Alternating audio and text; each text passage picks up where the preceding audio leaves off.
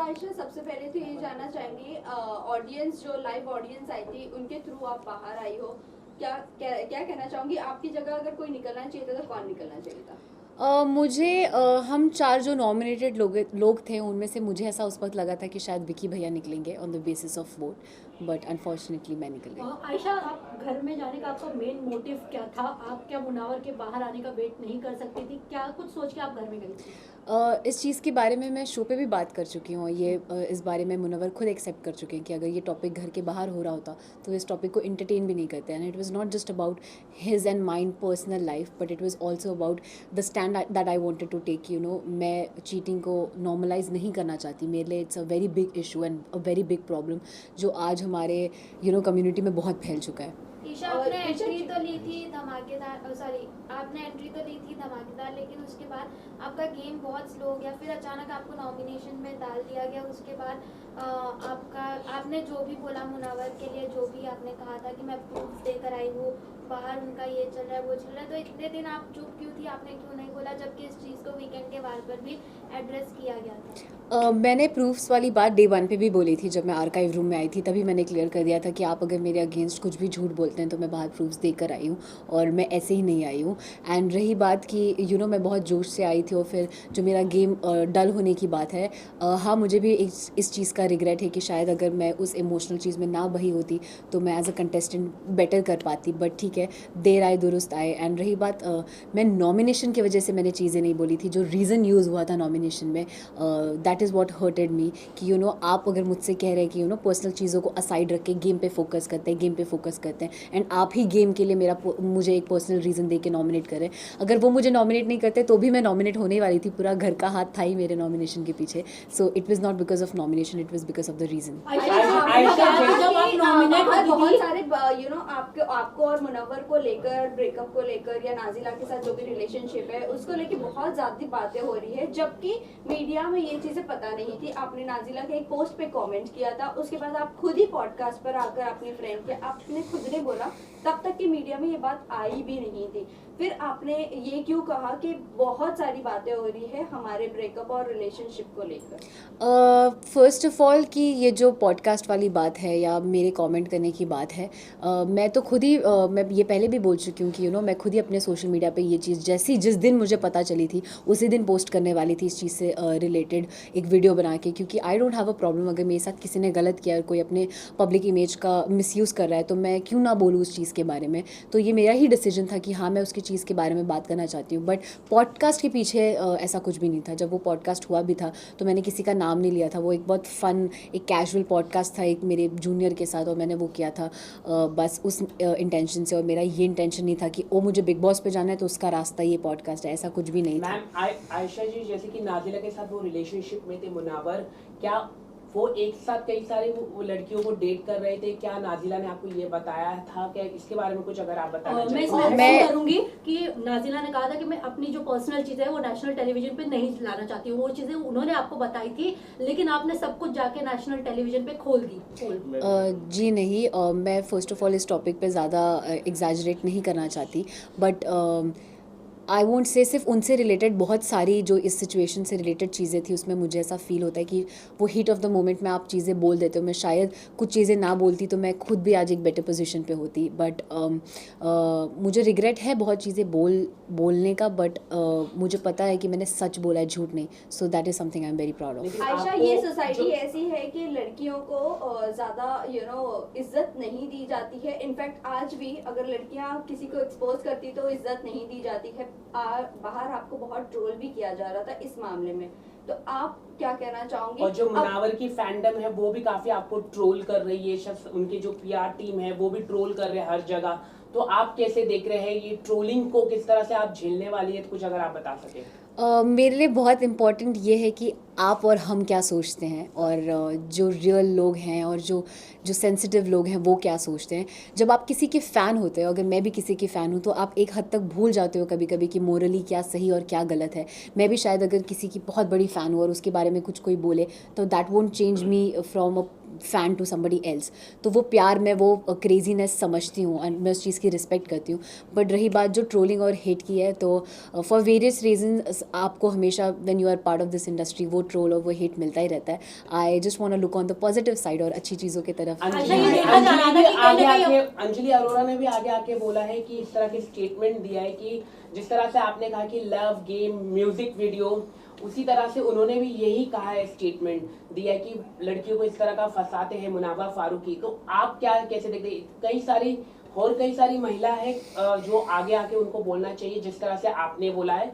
हाँ, मतलब मैं अगर इस चीज़ में, मुझे ऐसा लगता है अगर मैं इस चीज़ में ये स्टैंड ले रही हूँ, तो अगर किसी को फील होता है कि उनके साथ भी गलत हुआ है, and it's not just in context of Munawar, किसी और लड़के की भी टूवर्ड्स या किसी और ने भी उनका गलत किया है, तो आई थिंक आपको उस चीज़ के बारे में बात करना चाहिए and you should be vocal about it. Ayesha, ये देखा जाता था कि जब आप नॉमिनेट होती थी तब जो है आप मुनावर से लड़ती थी, उससे पहले आपका और मुनावर का रिलेशन सही होता था, लेकिन जैसे ही बारी नॉमिनेशंस की आती थी आप लड़ना शुरू कर देती थी। इस पे क्या कहना? अगर मुझे गेम का इतना ही क्रेज़ होता तो शायद वो जो मुझे नॉमिनेशन और इन्हीं चीज़ों से फ़र्क पड़ता, तो वो जो मेरा 10 दिन का पीरियड था जिसके वजह से मेरे बाकी घर वालों से रिश्ते ख़राब हुए, मैं वो ना करती और मैं इमोशंस में ना बहती।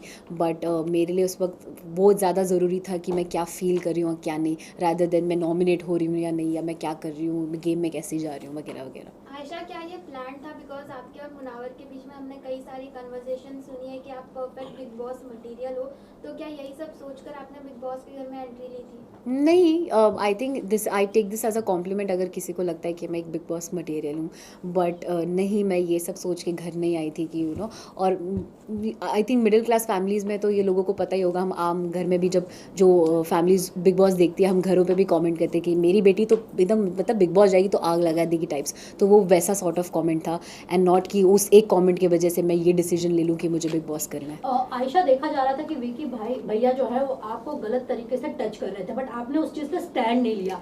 अगर वहाँ पे देखा जाए तो वो बहुत ही गलत तरीके का टच था। बिल्कुल भी नहीं, और आई थिंक जैसा आप सब देख चुके हैं कि मैं बहुत वोकल हूँ मेरे साथ जो सही होता है और सही जो गलत होता है उसको लेकर। और अगर मुझे 1% भी 0.1% भी फील होता कि विकी भैया का टच या उनका मेरे टूवर्ड्स कंडक्ट जो है वो गलत है या उनके इंटेंशंस गलत है, तो मैं उसी वक्त उनको रोकती और वहीं शो पे उनको उस चीज़ के ऊपर कॉल आउट करती। बट ऐसा बिल्कुल भी नहीं था। मैंने आयशा, कभी भी ऐसा फील नहीं किया है कि उनका जो मेरे टूवर्ड्स बिहेवियर है या जो उनका मेरे टूवर्ड्स जो टच है या कंडक्ट है वो गलत है। And he is not the kind of person जो पोर्ट्रे हो रहा है या जैसे वो लग रहे हैं। आयशा, ये भी जानना चाहेंगे, आप जब घर में गई थी, आपने कहा था कि आपकी मम्मी मनारा को बहुत ज़्यादा पसंद करती है। क्या आपकी मम्मी अब भी मनारा को बहुत पसंद करती है? क्योंकि उन्होंने जिस तरह से आपका बॉडी शेम किया है, जिस तरह से आपके कैरेक्टर पर उछाला है कीचड़, और आपको उन्होंने चीप तक का कहा है। क्योंकि जब आप मनारा से बात करती थी और तुरंत सेकंड में आप जाकर अगर मुनव्वर से बात करती थी, उनको लगता था कि आप चीप हो। क्या अभी भी आपकी मम्मी पसंद करती है? वो उनका पर्सनल पॉइंट ऑफ व्यू है मनारा का कि वो मेरे बारे में क्या सोचती हैं। एंड मुझे ऐसा लगता है कि शायद वो she is very over expressive about what she feels, and I think वो उस जोन में वो चीज़ें बोल देती हैं, कुछ चीज़ें ऐसी भी जो शायद वो मीन भी नहीं करती हैं। रही बात मेरी मम्मा की, तो मैं मम्मी से अभी तक मिली भी नहीं हूँ, मेरी उनसे मुलाकात ही नहीं हुई है। शो पे जाने से 1-1.5 महीना पहले तक मैं उनसे मिली नहीं थी। अभी ये जब इंटरव्यू चल रहा है, मम्मा घर पर मेरा वेट कर रही है, आज वो वापस आई है, तो अब जाके मैं मिलूंगी और पता करूँगी कि वो क्या फील करती आयशा, है। ये जानना चाहेंगे कि शो के बाद आप मुनावर से मिलकर और नाजिला के साथ बैठकर चीजें डिस्कस करना पसंद करेंगी या चीजें अवॉइड करना पसंद करेंगी? और आगे आपका रिलेशनशिप स्टेटस क्या है विद मुनव्वर? हम बहुत, मेरे साइड से एटलीस्ट मैं बहुत क्लियर हूँ, और मुझे ऐसा लगता है वो भी अपने साइड से बहुत क्लियर है कि उनको मेरे साथ कुछ नहीं रखना और मुझे उनके साथ कुछ नहीं रखना है। एंड हम इन चीज़ों से बाहर आ चुके हैं। एंड रही बात नाजिला की, तो I am been trying to avoid that topic. मैं बिकॉज ऑलरेडी वो एक बार एक्सप्रेस कर चुकी हैं कि she doesn't want this to be discuss, तो मैं इस चीज़ के बारे में कुछ भी अगर मुझे फील भी होता है मैं नहीं बोलना चाहूँगी। I want to cut this topic right here. And नहीं, मुझे नहीं लगता ऐसा कोई भी जोन या ऐसा कुछ भी किसी चीज़ की ज़रूरत है जहाँ हम तीनों को साथ बैठ के कुछ भी डिस्कस करने की नीड है। बट आयशा, जब आप घर में आई थी, आपने कहा था कि आप नाजिला का नाम बार बार ले रहे हो, आप मेरे साथ तब बाहर कमिट कर आए थे, या हमारा जो भी आपका रिलेशनशिप था। बट वहीं मैं बात करूँ, आप जिसके लिए अंदर गई थी फाइट करने के लिए, अपने लिए भी और नाजिला के लिए भी, उन्होंने आपको अनफॉलो भी कर दिया इंस्टाग्राम से, और आपने भी इनफैक्ट उन्हें अनफॉलो कर दिया, और वो बाहर आपके लिए भी स्टैंड नहीं ले पा रही है।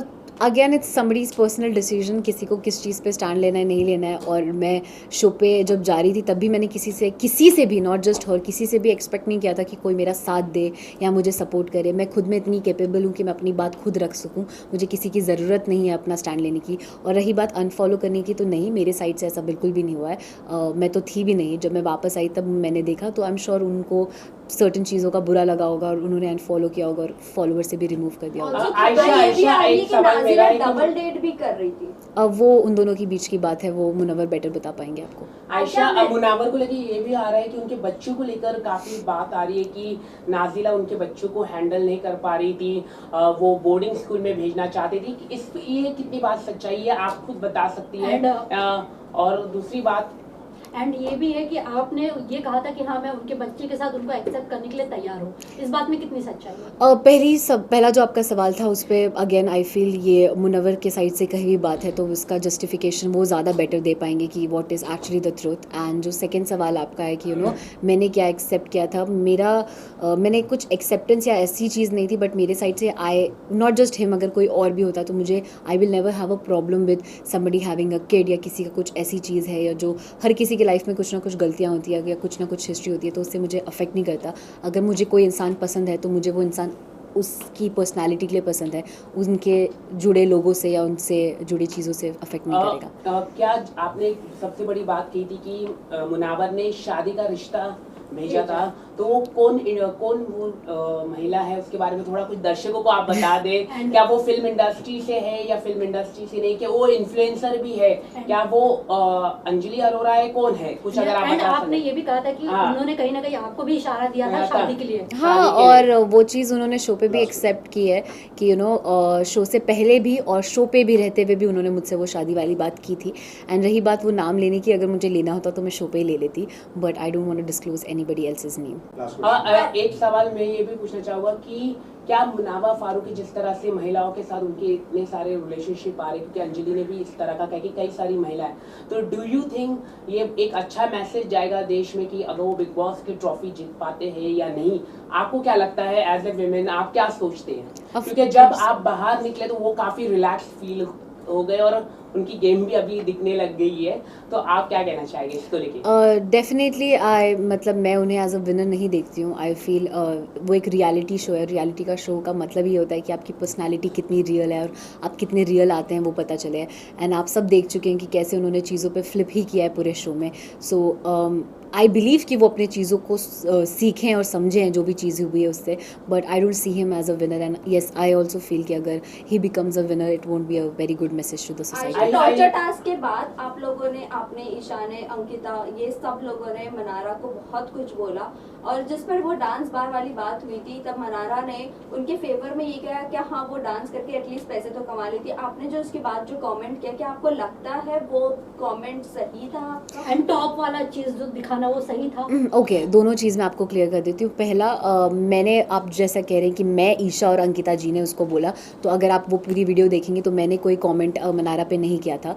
कुछ बातें मैंने सुनी थी, और ये डांसर वाली बात तो मैंने उस वक्त सुनी भी नहीं थी, क्योंकि दोनों तरफ से इतना, आप जब वहाँ रहेंगे तो आपको पता चलेगा कि शोर होता है कि आधी बातें समझ में भी नहीं आती है।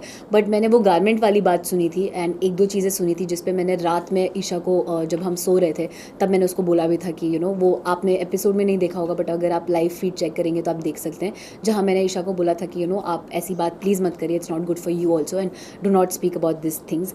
जहाँ वो शर्ट वाली बात है, वहाँ पे एक और बार मनारा को ही बोला जा रहा था कि जब वो मुनव्वर को वो मसालों के लिए प्रोटेक्ट कर रही थी, तो वो उनके पास बैठी हुई थी, तो सब उनको चीप बोल रहे थे या वगैरह चीज़ें बोल रहे थे। तब भी मैंने बोला था कि आप ऐसे प्लीज़ किसी को, लड़की को चीप मत बोलिए, she is just protecting him as a teammate. So वहाँ पे भी मैंने स्टैंड लिया था। एंड रही बात शर्ट वाली, तो वहाँ पे आई डोंट नो इफ़ आपने देखा या नहीं देखा, या वो ओवरलैप में चला गया। She was commenting on me कि मैं बहुत गंदा स्मेल करती हूँ एंड मैं चीप परफ्यूम यूज़ करती हूँ and something like that. And on various occasions she has made me feel कि आप like I'm classless या I don't belong to the place जहाँ से ये लोग belong करते हैं and stuff। तो उस मोमेंट पे मैंने बोला कि फिर आप ले लीजिए, स्मेल कर लीजिए मुझे, जब वो बोल रही थी कि you smell bad। So it was in that sense and nothing else। Lastly किसको आप विनर देखना चाहते हैं? अभिषेक या अंकिता जी दोनों में से जो भी जीत जाए, दोनों ही मेरे दिल के बहुत करीब है। I will be very happy. Ayesha, एक आखिरी सवाल आपसे पूछना चाहूंगा, जब सलमान खान ने आपको काफी बैश किया और आपको चक्कर काफी आया, क्या क्योंकि सोशल मीडिया में वो वीडियो दिखाई दे रहा था कि आपने खुद को हार्मफुल करने की कोशिश की, क्या वो सच्चाई हो? थोड़ा सा अगर आप बताइए, क्योंकि ऐसा लग रहा था कि आपने हार्मफुल करने की कोशिश की। आप कुछ अगर आप बताइए, चक्कर नहीं आया? नहीं, खुद को मारने की कोशिश let's not comment on that. Last वो अपनी तरफ से Thank you. Thank you. थोड़ा You played very well. Thank you so much, means a lot. I just लेकिन आपको स्टार्टिंग से जाना मुझे चाहिए। जनरली मैं बहुत खुश हूँ। मैं 30 दिन थी, मैं 90 दिन तो वहाँ रह नहीं पाती भाई। वो लेकिन सबसे ज्यादा वो अच्छा लगा आपने जो है ना अभिषेक पठान की वेट पर मुझे रिग्रेट उससे लड़ने का, क्योंकि बहुत अच्छा दोस्त। भाई बूम का वायर निकाल दो, ये वायर निकाल दो। किसका है ये?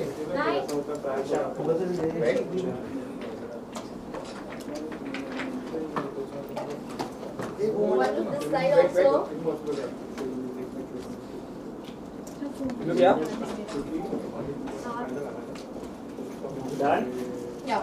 चलो बैक डन